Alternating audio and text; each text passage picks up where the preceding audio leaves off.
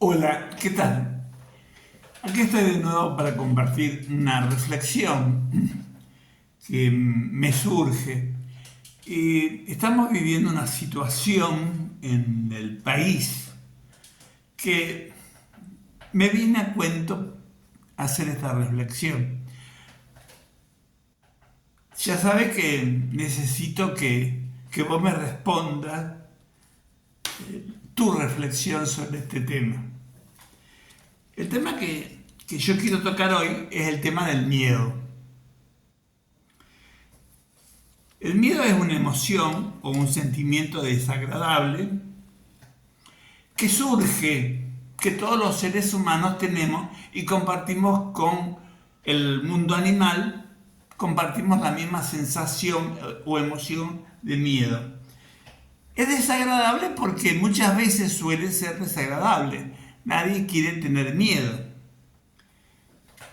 Ese miedo es producido por una percepción, por lo que yo percibo en la vista, en los sentimientos, en la realidad, percibo un peligro que puede ser real o imaginario. Real tiene que ver con un valor adaptativo. Yo, en la medida que tenga esa percepción de un peligro real, me voy a ir adaptando a ese estímulo, a esa situación de temor, de miedo. Y si es imaginario, es irreal, sucede solamente en mis pensamientos y a veces es inútil que lo tenga, o la mayoría de las veces es inútil que lo tenga. O sea, te voy a poner un ejemplo. Nosotros frente a una situación en la cocina, por ejemplo, caliente, no vamos a ir a poner las manos en el horno a ver si está prendida, pues nos vamos a quemar. Entonces, ese es el miedo que yo tengo de quemarme, entonces yo no lo pongo. Me adapto, desde mi más tierna infancia, me voy adaptando al calor que emana la cocina, el horno, entonces por lo tanto no voy a tener esa conducta de donde me queme las manos porque apoye en la puerta del horno. Ahora, dicen mis colegas y los sociólogos y todos los demás que estudian las conductas humanas, que el peligro, el miedo, surgía en los tiempos anticipados cuando el hombre no iba a una situación frente al hecho de que tenía miedo. Entonces le servía como de ataque o de huida. Ataque era cuando enfrentaba el miedo, cuando la situación que le producía miedo, él la enfrentaba, o la otra situación era cuando la situación que le daba miedo le servía para huir, escaparse. Entonces, había dos respuestas, la de ataque o de huida. Y la de ataque, posiblemente yo me quedaba paralizado frente al objeto portador del miedo. O sea, fíjense cómo humanamente nosotros nos servimos del miedo.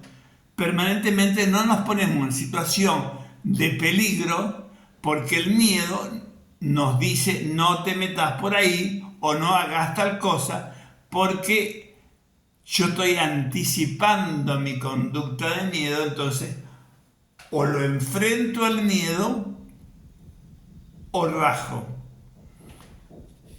Entonces, por ese motivo, en cierto modo, es una situación desagradable. Ahora, realmente siempre produce cambios inmediatos. Aumenta el consumo celular, no del aparatito celular, sino de las células nuestras. aumenta la presión arterial, aumenta los niveles de azúcar en el organismo y aumenta la actividad de la alerta cerebral. O sea que existen distintas manifestaciones cognitivas, fisiológicas, conductuales y neuronales. Fíjense en lo importante que es el miedo. No en vano está puesto el miedo en todos los seres humanos. Ahora, en esta situación en la que nosotros estamos viviendo, hay un montón de gente que se está transformando en anticipadores de desgracia o profetas del miedo. Entonces, esta gente nos hace tener miedo, nos desmotivan y nos crean falsas expectativas. Frente a una idea imaginaria, posible, tal vez, quién sabe, a lo mejor, hacen que yo cree una falsa expectativa de cómo va a ser la cosa, me desmotive y no haga la acción que tengo que hacer. Por otro lado, esos anticipadores de desgracia le molesta mucho la alegría que yo pueda tener de hacer algo que está en contra de lo que ellos piensan, por lo cual ellos me están generando miedo.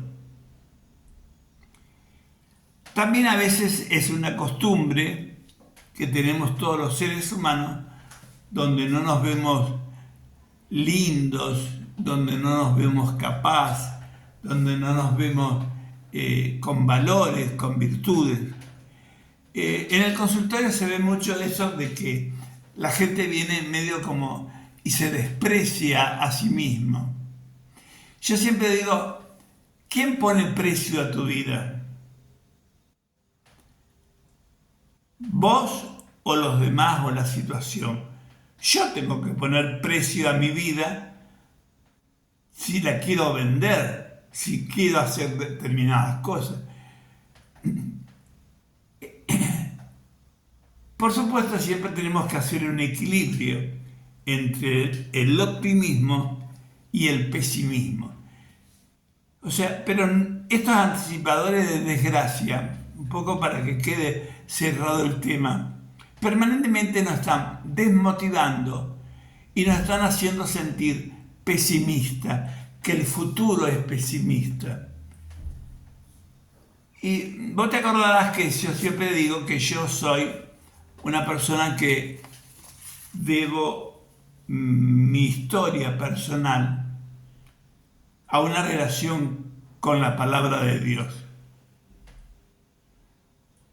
Y sinceramente me llama mucho la atención un pasaje que está en la Escritura en Isaías 41:10, dice: así que no temas porque yo estoy contigo, no te angusties porque yo soy tu Dios, te fortaleceré y te ayudaré, te sustentaré con mi diestra victoriosa.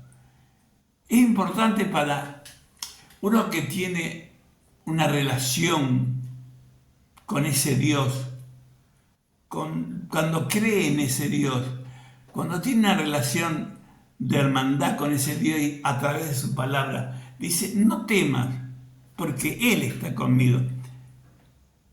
O en el Salmo 118, verso 6 dice, el Señor está conmigo y no tengo miedo. ¿Qué me puede hacer un simple mortal?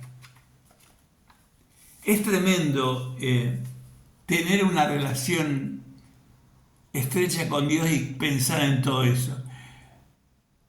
Yo te animo que hoy, si tienes miedo, si estás metido en una vorágine, podríamos decir, donde te están hablando los anticipadores de miedo, los profetas del miedo o los anticipadores de las desgracias, y te están desmotivando, te están diciendo que la cosa va a ser como no se sabe qué va a ser, pero como que ellos tienen la razón, te enfrentes con Dios, lo pongas a Dios de tu lado y digas, no temas ni desmayes porque Jehová, Yahvé, Dios está conmigo.